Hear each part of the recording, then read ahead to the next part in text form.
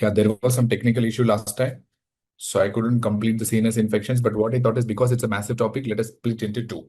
One is meningitis, and second is going to be encephalitis and other infections like brain abscess. So when it comes to meningitis, we're going to discuss about the acute meningitis, which can be bacterial or viral or something else, but mostly it's going to be bacterial or viral. Then we have subacute forms of meningitis, where you're going to get that cryptococcal meningitis, tuberculous meningitis, and all. But in countries like India, TB meningitis is so common. And then we have a real specialist topic in the form of chronic meningitis. So this is not very commonly seen, but there are numerous etiologies that can produce chronic meningitis. Trust me, there are so many etiologies that can produce chronic meningitis, but it's a real specialty topic and it's not commonly seen in practice. Mostly it is handled by neurologists. So first, let us finish off the most common ones, that is acute and subacute meningitis. So meningitis is nothing but a purulent, infection of the meninges and the subarachnoid space. It's going to involve meninges and the subarachnoid space. In case if it's going to involve brain parenchyma, this is also called as meningoencephalitis. Okay. If it's involving only meninges and subarachnoid space, it's meningitis. If it's going to involve brain parenchyma, it will be called as meningoencephalitis. And what are the evidences that the brain parenchyma is involved? Three important evidences. One is altered mental status. Second is seizures. And third one is going to be focal neurological deficits. So these are the three important evidence of encephalitis, which means that the brain parenchyma itself is involved.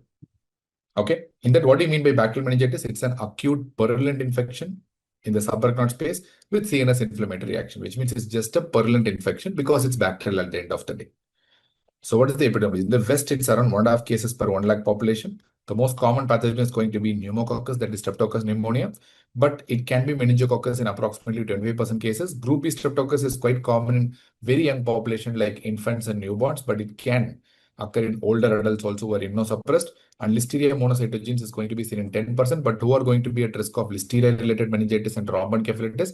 Those who are less than 5 years of age or more than 50 years of age, those who are immunosuppressed, and those who are pregnant individuals. These are the ones who are going to be at risk for Listeria monocytogenes. And trust me, Listeria is the #1 cause of thromboencephalitis in the world.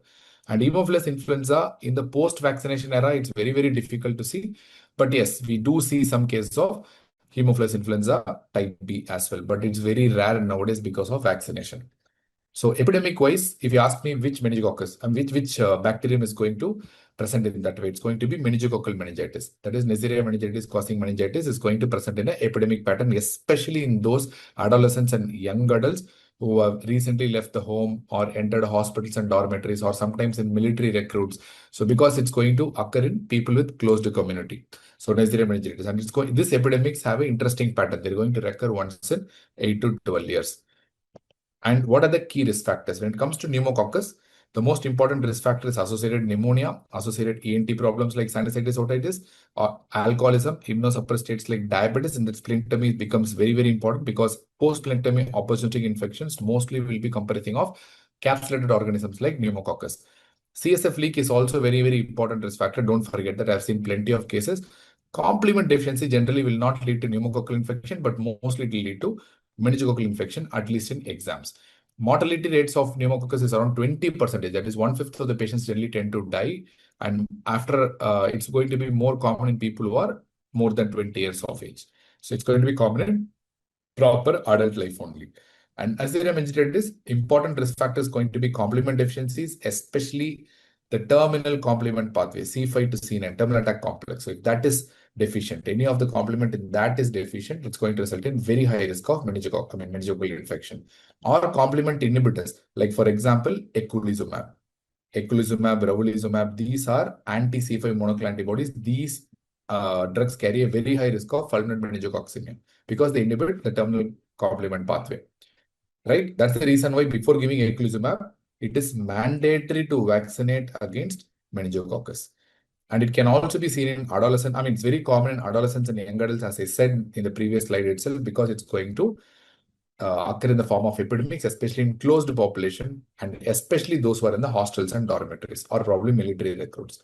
As I said, it's going to occur in epidemics. Vaccines are there, but it does not cover the group B meningococcus. And the meningococcal rash can occur in 20 to 50% cases, especially in the setting of fulminant meningococemia with bilateral adrenal hemorrhage because of DIC, that is called as Waterhouse-Friderichsen syndrome. And group B streptococcus is going to occur in very young individuals like infants and newborns. But nowadays, we are increasingly seen in adults and especially those who are immunosuppressed and 50 years plus. Listeria monocytogenes, as I said already, extremes of age, like less than 5 years, especially less than 1 year, or even neonates, or more than 50 to 60 years of age, immunocompromised people and pregnant individuals. And it's a foodborne infection. And again, you need to know that it's the most common cause of rhomboencephalitis in the world. Gram-negative bacilli meningitis are very, very rare. So, but you can expect in the setting of post-neurosurgery. And in that case, I'm going to think in terms of Pseudomonas aeruginosa. Sometimes you can suspect after trauma also, but these are rare conditions that can result in gram-negative bacilli causing meningitis. Staphylococcus means it must be Staph aureus or Coagulus negative Staphylococcus, but it's generally very rare. It will be usually occurring after neurosurgery or trauma, and it can be due to device-related infections also, like shunts, cardiac implantable electrical devices, Ommaya device, where there is a catheter that's going to be helpful in introducing drugs into the intrathecal space or removing CSF. So that's an Ommaya device. And Haemophilus influenza is quite common in unvaccinated children only. So in the post-vaccination era, it is very, very rare. But still, majority of the non-B strains are emerging in the recent past. That's a big threat to the community right now. But again, number one is going to be pneumococcus, followed by meningococcus. These two are going to be the most important. And what about the pathophysiological mechanisms? First, it's going to be the bacterial colonization and entry. Once it enters CSF, there's no immunity within the CSF because CSF per se doesn't have that much cells. The normal cells will be less than 5. And of course, they're very less in protein. So there is no much immune response from the CSF. So then you are going to get the inflammatory response. Once the bacteria releases the cell wall components, then there will be more and more inflammatory cells recruited in that area.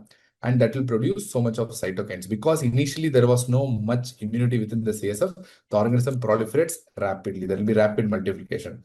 And once the immune cells enter that area and see there will be so much of organisms, they're going to mount a lot of immune response, resulting in too much of inflammation in that area.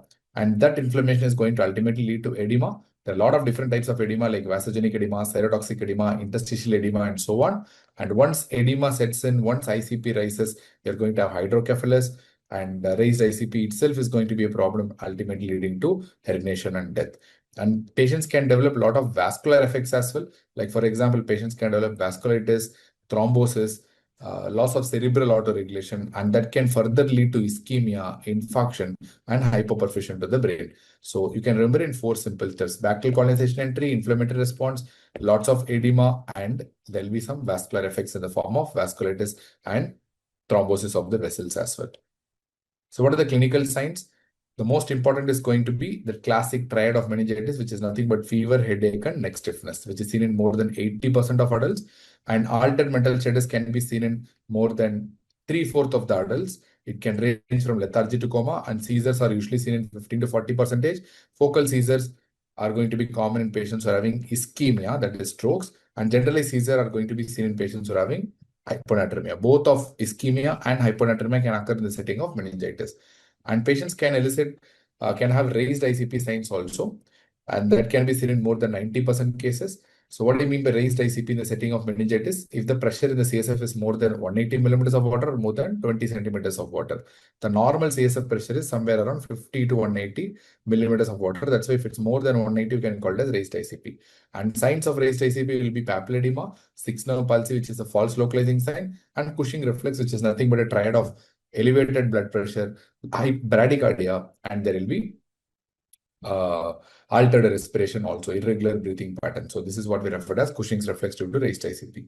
Herniation can occur in 1 to 8% depending on the stage of presentation. And one specific clue that I want to mention is the meningococcal rash, which is going to be maculopapular initially, and then it can turn into petechial and purpuric rash, and it's going to be more commonly seen on the trunk, extremities, and the mucosa. And it can be seen in approximately 20 to 50% of the cases, especially because of the DIC caused by fulminant meningococcemia.